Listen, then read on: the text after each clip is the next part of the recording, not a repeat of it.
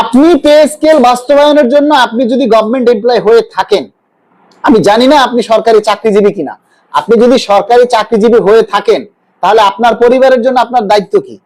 এই পে স্কেলটা যে আপনি পাবেন, এই পে স্কেল পাওয়ার জন্য আপনি কি করেছেন বলেন? আপনি কি করেছেন? নেতা হতে হবে তখনই আপনি নেতা হবেন যখন আপনি কর্মচারীদের জন্য দাবি করবেন, কথা বলবেন। আপনি কথা বলবেন না, আপনি নদীর ধারে গিয়া সিতাইয়া পড়ে আপনি ছবি দিবেন, আমের ছবি দিবেন, কাঁড়ালের ছবি দিয়া প্রচার করবেন, আর সব নেতারা ঘুমাইয়া থাকে, কারো কোনো খোঁজ খবর নাই। দুদিন পর পর আইয়া ফেসবুকে একটা পোস্ট দিবেন, আর ওই ফেরাউনের আমলের ছবি দিবেন, ফেরাউনের আমলে আন্দোলন করছেন সেই ছবি তুলে দিয়া করবেন আপনারা এইটা ছিড়ছেন, ওইটা ছিড়ছেন, এইটা করছেন, ওইটা করছেন। ফেরাউনের আমলে আমরাও ছিলাম, ওই আন্দোলনে আমরাও ছিলাম, কিন্তু এই সরকার আসার পর আপনি কি ছিড়ছেন? কোনটা ছিড়ছেন আপনি? এই সরকার আসার পর এই আব্দুল মালেক, আপনাদের এই পেজ, এই কল্যাণ সমিতির নেতারাই কথা বলছে, আর কেউ নাই। আমরা চিটাগাঙে এই সরকার আসার পরে চিটাগাঙে সমাবেশ করছি, মানিকগঞ্জে সমাবেশ করছি, খুলনায় সমাবেশ করছি, পটুয়াখালী সমাবেশ করছি, আমরা প্রেস ক্লাবে সমাবেশ করছি, একদম এখনো গতকালকেও আমরা সংবাদ সম্মেলন করে আমাদের দাবির কথাগুলি তুলে ধরেছি। জাতীয় প্রেস ক্লাবে 15,000 টাকা হল ভাড়া দিয়ে, আপনি টাকা দিছিলেন? এই যে 15,000 টাকা হল ভাড়া দিয়ে 30,000 টাকা খরচ করে আমরা এই যে এটিএনএ কালকে আমাদের নিউজ প্রচার করেছে, দেখেছেন? না দেখলে এই পেজে দেখেন যে কালকে আমরা যে প্রোগ্রাম করেছি এটিএনএ প্রচার করেছে, এমনি এমনি করে নাই, মাল দিতে হয়েছে। আপনি কয় টাকা দিয়ে সাহায্য করছেন একটু লিখে জানান যে এই পে স্কেল বাস্তবায়নের জন্য, এই আন্দোলন করার জন্য আপনি কয় টাকা দিচ্ছেন? আপনার আপনার আপনার কন্ট্রিবিউশনটা কি বলেন? এই পে স্কেলটা বাস্তবায়ন করার জন্য আপনার কন্ট্রিবিউশন কি? আপনি কি দিয়ে কন্ট্রিবিউশন করছেন? আপনি যদি একটা লাইক কমেন্ট করে থাকেন, একটা শেয়ার করে থাকেন, এটাও আপনার একটা কন্ট্রিবিউশন মনে করবেন, ধরে নেবেন এটাও আপনার একটা কন্ট্রিবিউশন। আপনি এই যে দাবিটা করছি, এই দাবিটা যদি আপনি তুলে ধরেন, এই দাবির কথাটা যদি আপনি প্রচার করেন, এটাও আপনার একটা সহযোগিতা। আপনারা এই সহযোগিতা করেন না। আমরা 22 লাখ কর্মচারী, এই জন্যই আমাদের দাবিটা আদায় হয় না। আমরা 22 লাখ কর্মচারী পে স্কেলের সুবিধা পাবো, কিন্তু 22 লাখ কর্মচারী পে স্কেলের দাবির জন্য কথা বলি না, আর এজন্যই আমাদের দাবিটা বাস্তবায়ন হয় না, আমাদের বৈষম্যটা থেকেই যায়। কর্মকর্তারা কথা বলবে না, কিন্তু কর্মচারীদের তো বলা উচিত। কর্মচারীরা কোথায়? তাহলে এই দেশে বৈষম্য কিভাবে যাবে? সরকার তো জানেই যে এই 3 নম্বর ছাগলের বাচ্চারা আন্দোলনে কেউ রাস্তায় আসবে না, কেউ দাবির পক্ষে কথা বলবে না, তো সরকার জানে, এ তো নীতি নির্ধারক জানে। যার কারণে আপনারা 12,000 টাকা দিয়ে বয় থুইছে, আর তারা 82,000 টাকা নিয়ে সুন্দর আরামে ভোগ বিলাসিতা করবে। এটা তো সরকার জানে যে যারা সরকারি চাকরি করে, নিচের বেতনে যারা কর্মচারী, এত ছাগলের 3 নম্বর বাচ্চা। আমরা নিঃস্বার্থভাবে আমাদের সংসারের খরচের টাকা বাঁচাইয়া আপনাদের জন্য আন্দোলন প্রোগ্রাম করি, আপনাদের জন্য দাবির কথা তুলে ধরি, সেটাও আপনারা প্রচার করেন না, কিন্তু শতভাগ বেতন চাই। আল্লাহ আপনাদেরকে হেদায়েত করুক, আল্লাহ আপনাদের সকলের মনের আশা পূরণ করুক, এটাই আমরা চাই। নিউজ 10 ভোরের আলো আপনাদের পাশে থাকবে।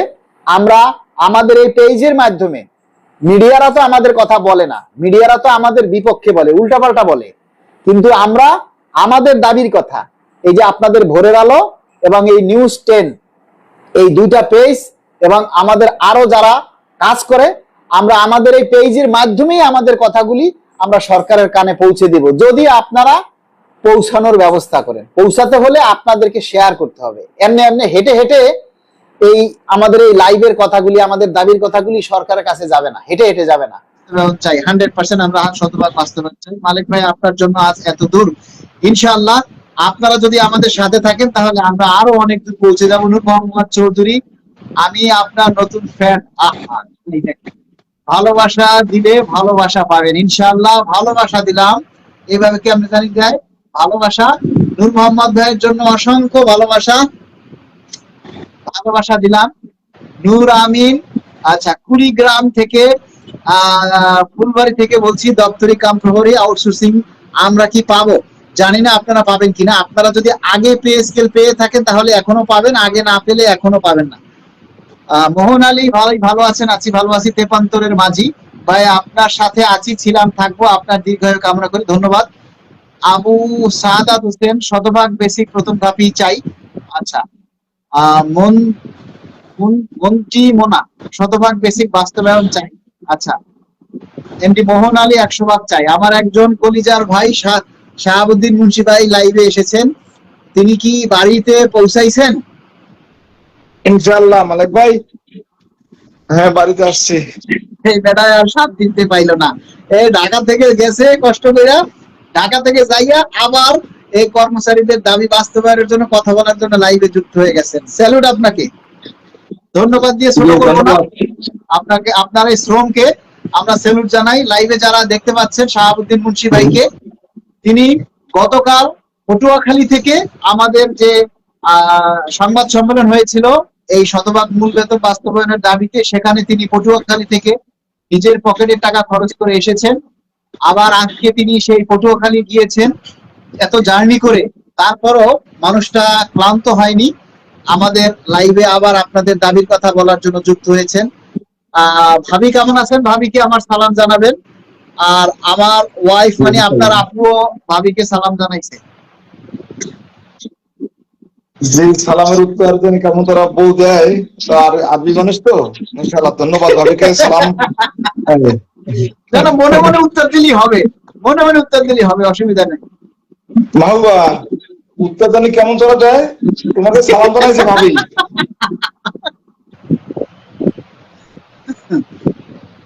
এই শুনছো, আমার একটু পানি দাও। সালাম। তো মালিক ভাই, আসলে আপনাকে ধন্যবাদ। আপনার জন্যই তো আমিও আজকে এখানে ঢুকতে পারছি, কারণ আপনার উৎসাহ, উদ্দীপনা এবং প্রেরণায় আজকে শুধু আমি না, সারা বাংলাদেশের যারা আমরা সরকারি চাকরি করি এবং আমরা যারা মধ্যবিত্ত এবং আমাদের পেজ কাটা দরকার, সেই মোতাবেকই আমরা আগাচ্ছিলাম।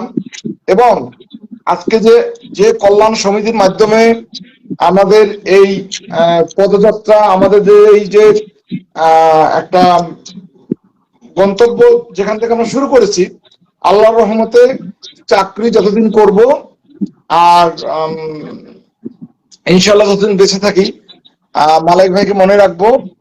হৃদয়ের গহীন থেকে অন্তরের অন্তঃস্থল থেকে মালিক ভাই, তারপরে আশিক ভাই, এছাড়াও আমাদের যারা আরো সহকর্মী যারা আমাদের খুব কাছ থেকে যারা পরিশ্রম করেন, না বললেই নয়, সেই খুলনা থেকে একজন মহিলা মানুষ সোহানা মির্জা আপা, বিভাগীয় প্রতিনিধি, অনেক কষ্ট করে আসেন।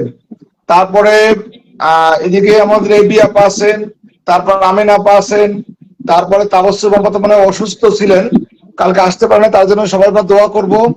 এরপর আমাদের সাব্বির ছেলেটা অত্যন্ত ভালো, বরগুনা বাড়ি, সে যথেষ্ট ইয়ে করে। এরপরে আমাদের মেহেদি ভাই, তারপরে সোহেল রানা ভাই সহ আমাদের দুমকি ইউনিভার্সিটির পটুয়াখালী বিজ্ঞান ও প্রযুক্তি বিশ্ববিদ্যালয়ের ডেপুটি ডাইরেক্টর মনিরুজ্জামান ভাই সহ, এছাড়াও যারা আমাদের প্রোগ্রামে আসতে পারেনি, কিন্তু তারা খুব আন্তরিকভাবে আমাদের কার্যক্রম যে ছিল এটাই, যে পে স্কেল ঘোষণা করেছে, এই জন্য আমরা মহান আল্লাহর কাছে সেই মাননীয় প্রধানমন্ত্রীর টিমকে আমরা আন্তরিক ধন্যবাদ জ্ঞাপন করছি এবং মহান আল্লাহর কাছে লাখ লাখ কোটি শুকরিয়া করছি। কিন্তু আমাদের জি 2015 সালে মালিক ভাই রিক্সা ভাড়ায় যেখানে আসছিলেন 15 টাকা দিয়া, সেখানে আজকে রিক্সাওয়ালা 50 টাকা চেয়েছে ভাড়া। এই যে 50 টাকা কমলাপুরে আসলেন, স্বাভাবিক 50 টাকা তো কমই চেয়েছে, আমার মনে হয় আমার কাছে যে 80 টাকা যেত। আমি ওখানে গিয়েছিলাম।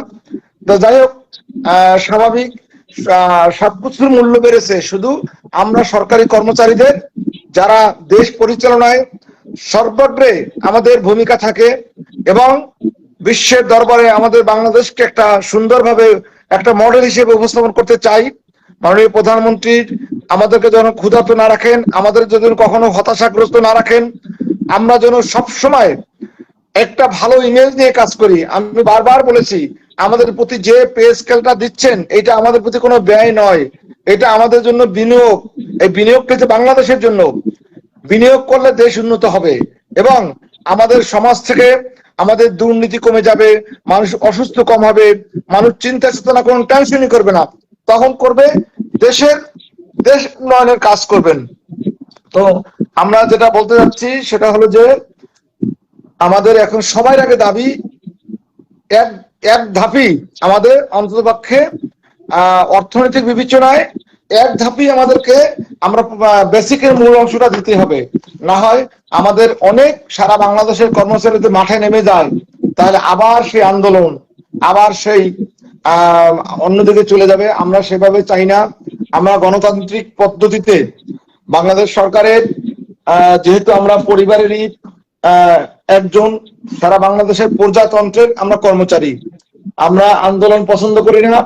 আমাদেরকে ন্যায্য অধিকার এবং দাবি এটা যেন আমাদের চাইতে না হয়, কারণ আমাদের দুইটা পে স্কেল সমান হয়ে গেছে এবং আমি যতদিন বেঁচে থাকবো এই দুইটা পে স্কেল সমান পরিমাণ না হওয়া পর্যন্ত এটা আমাদের আন্দোলন চলবে। অনলাইন মিডিয়া, সোশ্যাল মিডিয়া, তারপর আমরা চাই যেহেতু আমাদের কল্যাণ সমিতির মাধ্যমে আমরা সারা বাংলাদেশের প্রত্যেকের পাশে আমরা থাকতে চাই।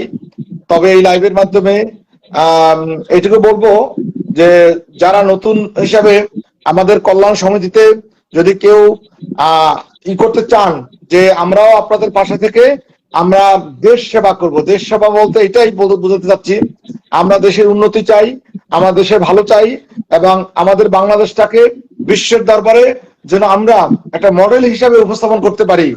ইনশাআল্লাহ সর্বদিক থেকে যেন আমরা মানে ভালো থাকতে পারি, ভালোই করতে পারি, সেটাই হলো আমাদের কামনা।